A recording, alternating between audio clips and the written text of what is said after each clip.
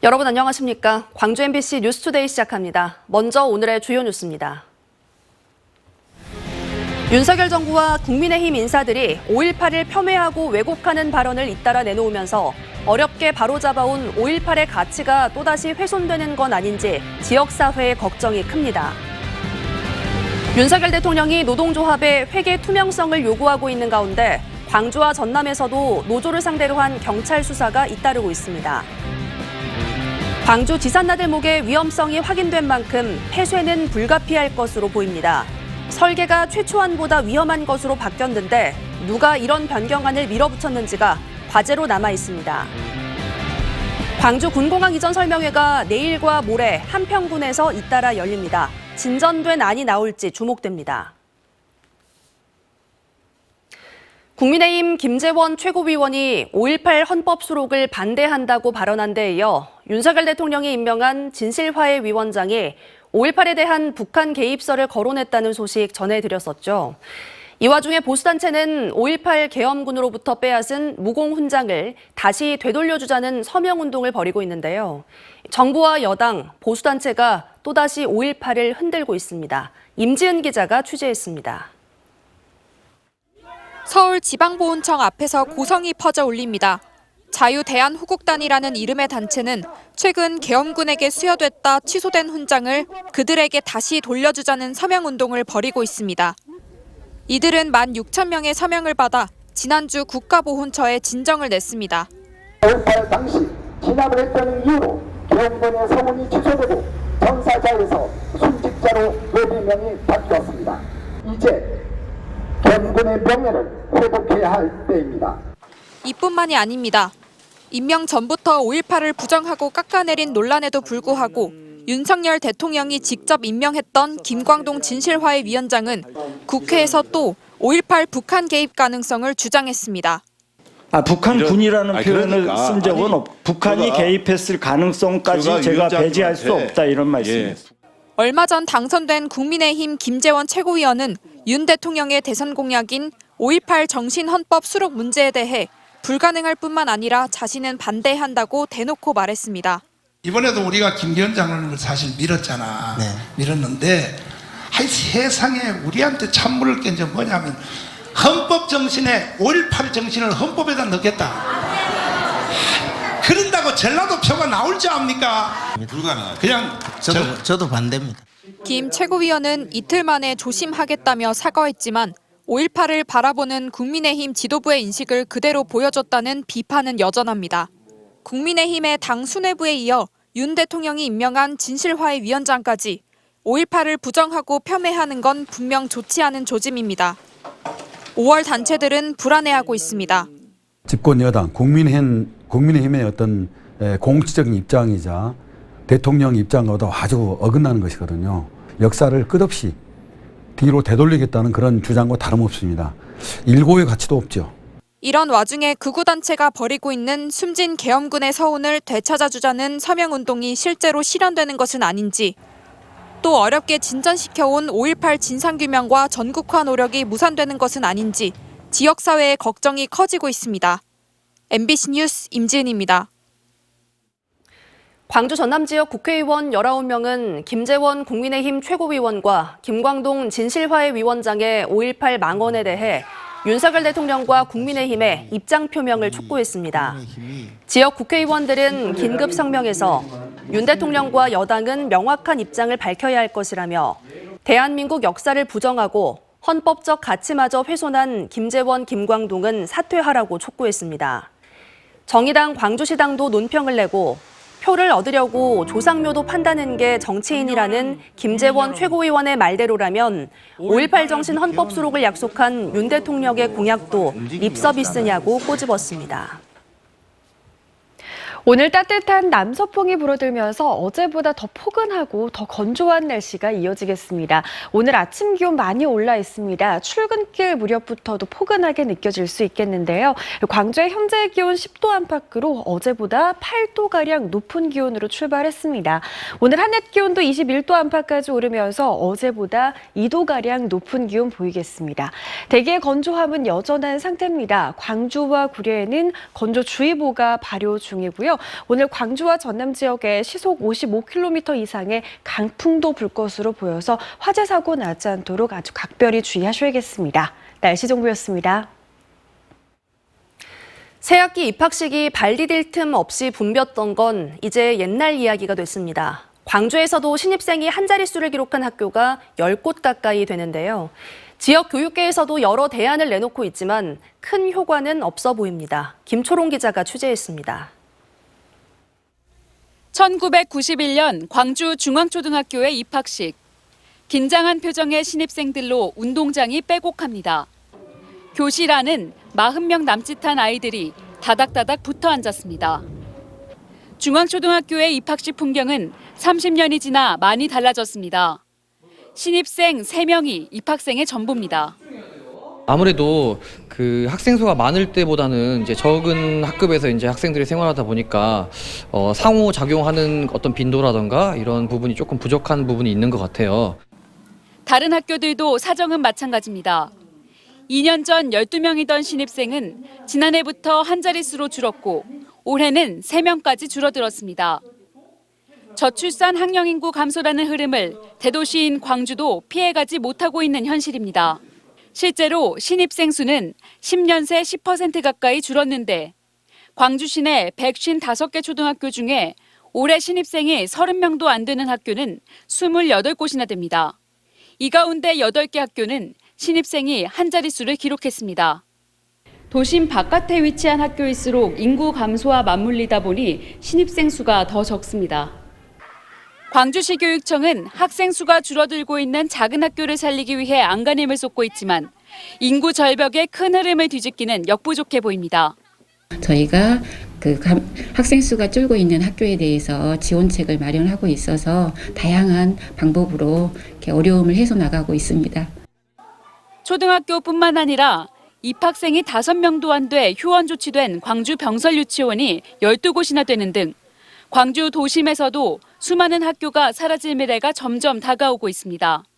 MBC 뉴스 김초롱입니다. 광주 지산나들목의 위험성이 확인된 만큼 폐쇄가 불가피할 것으로 보입니다. 지산나들목의 최초 설계안은 일반적인 우측으로 빠져나가는 구조였는데요. 도로가 위험천만한 구조로 바뀌기까지 누구의 힘이 작용한 건지 밝히는 게 남은 과제입니다. 조현정 기자가 살펴봤습니다. 광주 제2순환도로 지산유원지 방향 진출로 검토가 시작된 건 2015년 7월부터입니다. 무등산과 지산동 법저타운 접근성을 높이고 일대 유일의 순환도로 진출로인 두암타운 주변의 심각한 교통난 해소를 위해 추진됐습니다. 최초 설계 도면입니다. 우측 갓길로 빠져나가는 운전자에게 친숙한 구조입니다. 주민 설명회까지 거쳐 확정됐는데 민선 7기가 들어선 지 얼마 지나지 않아 당초 설계안과 정반대인 왼쪽 1차로로 빠지는 구조로 뒤집혔습니다. 주민 민원 때문인데 앞서 4년간 우측 진출로 신설에 찍혀 있었던 사업의 핵심이 단 4개월 만에 180도 바뀌었습니다. 바로잡을 기회는 있었습니다. 노선 변경을 위해 연 자문회의 회의록을 보면 경찰 등 전문가 등은 시종일관 반대했고 특히 도로교통공단은 이럴 거면 자문을 포기하겠다고 선언할 정도로 좌측 진출로를 반대한 사실이 광주 MBC에 의해 확인되기도 했습니다. 그런 계획안을 반대를 했는데 강행을 하는 쪽으로 가는 것 같아서 이제 더 이상 저희가 자문해드릴 의견은 없을 것 같다는 내부 그 방침이 있어가지고 이제 회의는 그 이상 참석 안 하는 걸로. 광주시는 그러나 민원을 근거로 대며 문제가 된 지산나들목 설계 변경안을 관철시켰습니다. 광주시가 이를 강행하는 데는 주민 민원뿐 아니라 지역의 유력한 정치인 등 또 다른 힘이 개입한 것 아니냐는 의혹도 있습니다. 하지만 77억 원의 세금이 들어간 사업이 폐기될 위기에 놓이면서 과연 누가 이 설계 변경안을 밀어붙였는지가 밝혀내야 할 진실로 보입니다. 시민의 어마어마한 혈세가 들어간 사업인데 사업 설계 영역에서부터 그런 안전에 대한 진단 없이 들어갔던 큰 문제가 있는 총체적 문제이기 때문에 감사원의 엄격하고 투명한 감사가 이루어져야 지산나들목 개통을 전제로 조선대와 나들목을 잇는 도로공사도 마무리 단계여서 나들목 폐쇄가 확정될 경우 이 도로도 무용지물될 가능성이 있습니다. 지산나들목 폐쇄가 가져올 후폭풍이 만만치 않습니다. MBC 뉴스 주현정입니다.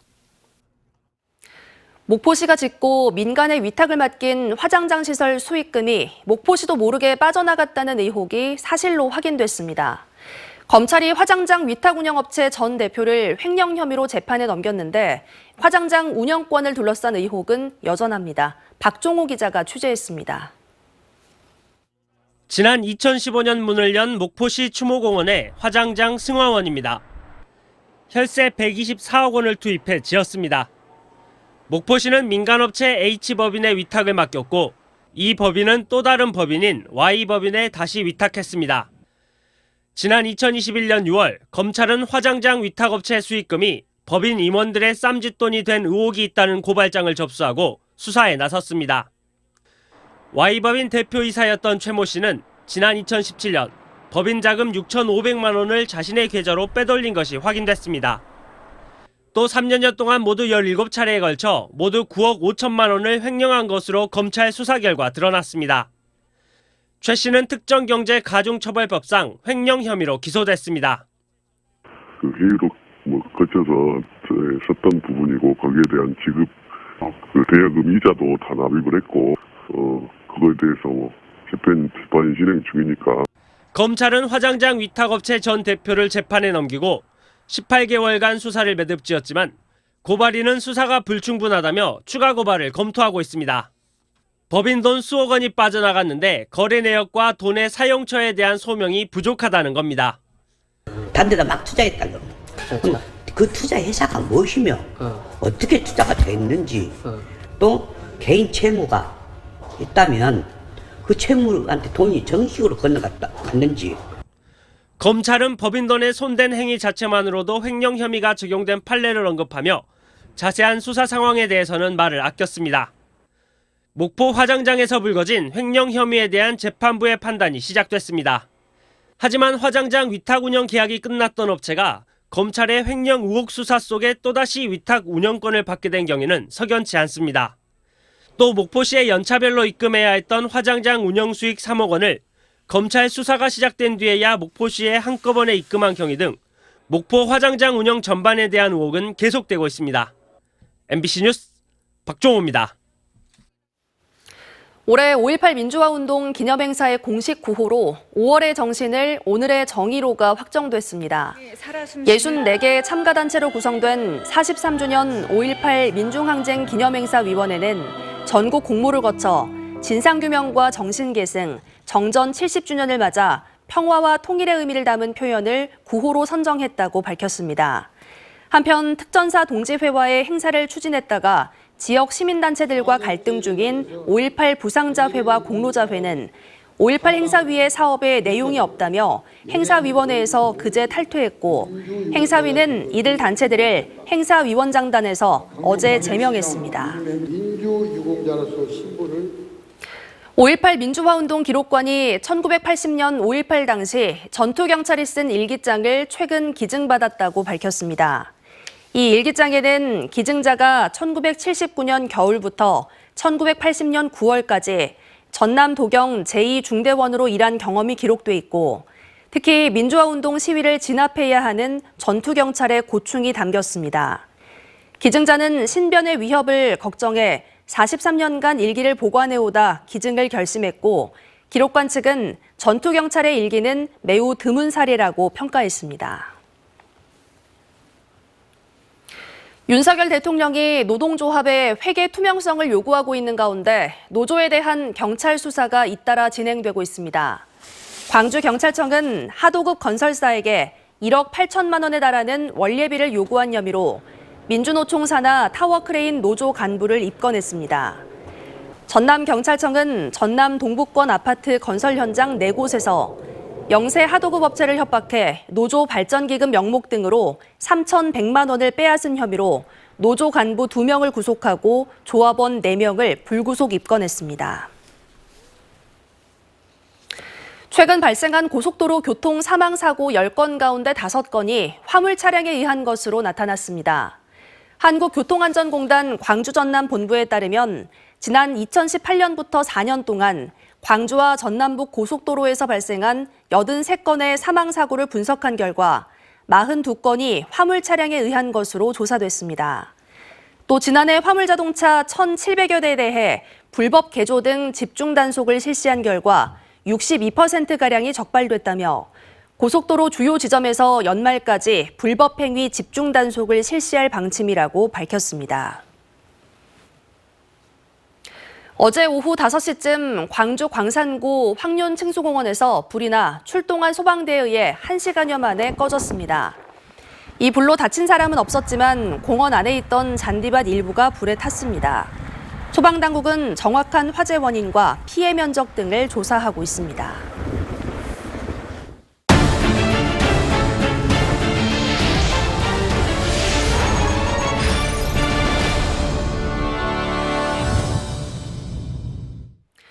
고령화 시대에 어르신이 더 많이 사는 농촌 마을은 화재에 더 치명적입니다.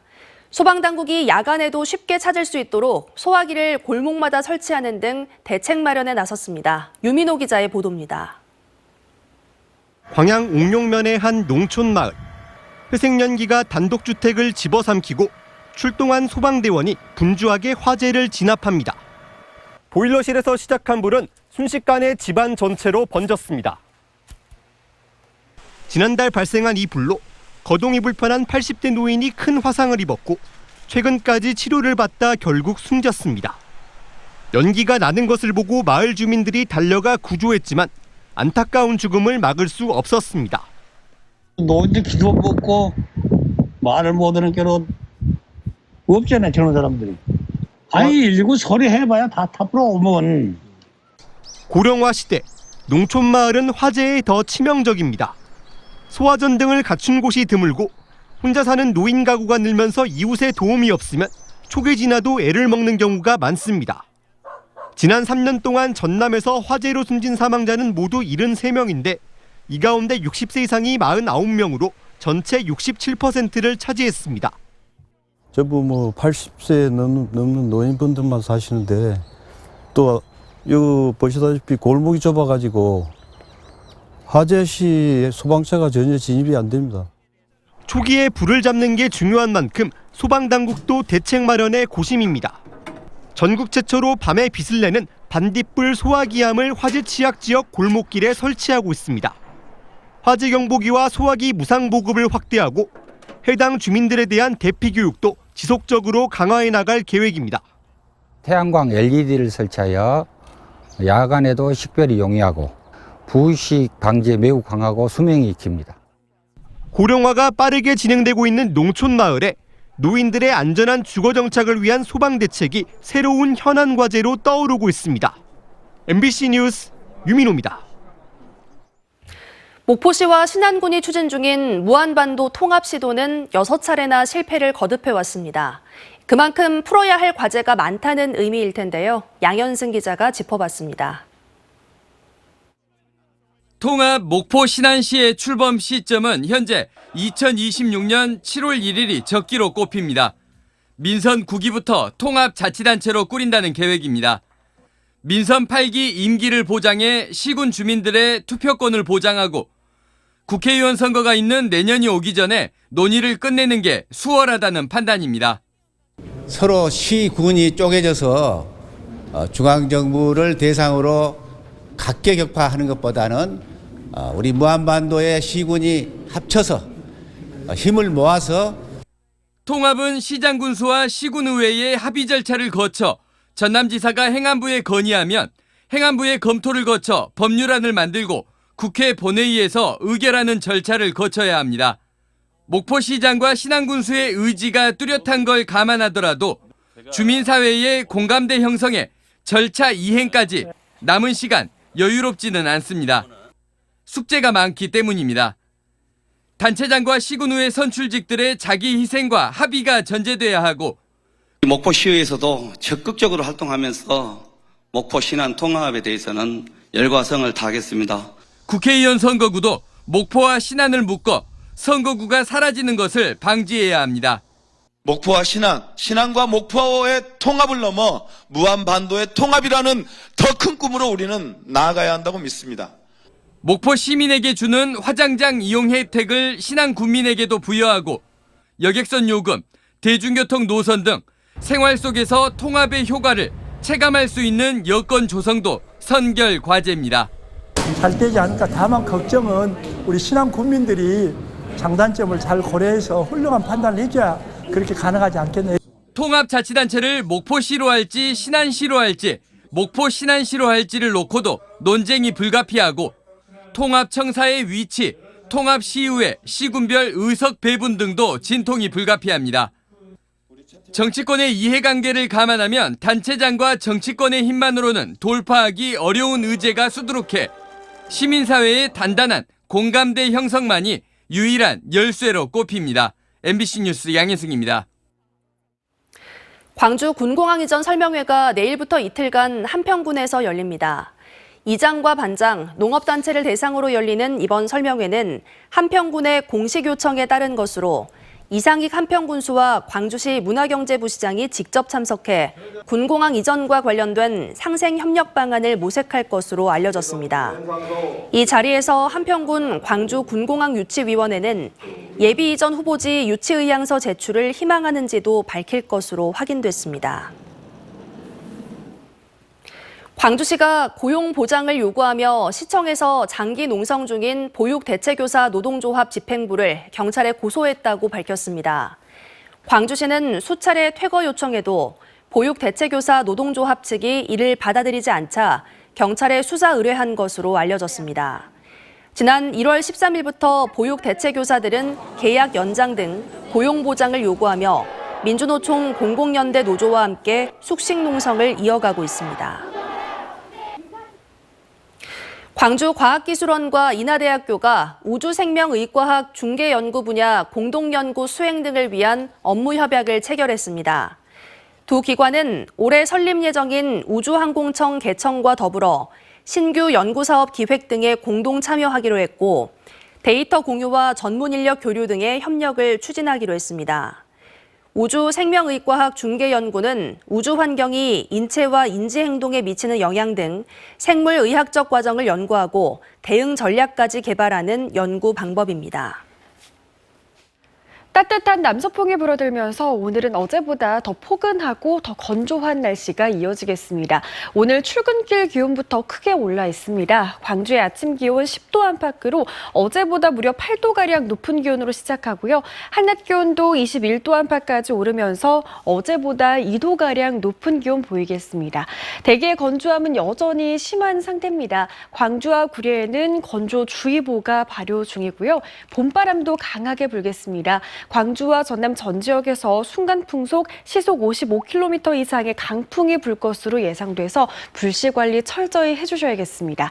오늘 대체로 종일 맑은 날씨가 이어지겠고요. 먼지 걱정도 없겠습니다. 아침 출근길 기온 대부분 영상권에서 시작하고 있습니다. 한낮 기온은 20도 안팎까지 올라서 포근한 날씨가 이어지겠습니다. 곡성도 4도 안팎에서 시작해 한낮 기온 22도 보이겠습니다. 내일은 아침 기온과 낮 기온 모두 오늘보다 5도가량 내림세를 보이겠습니다. 날씨 정보였습니다. 이상으로 뉴스 마칩니다. 시청해주신 여러분 고맙습니다. 언제 어디서나 내 손 안의 뉴스. 광주 MBC 뉴스 유튜브 구독으로 함께하세요.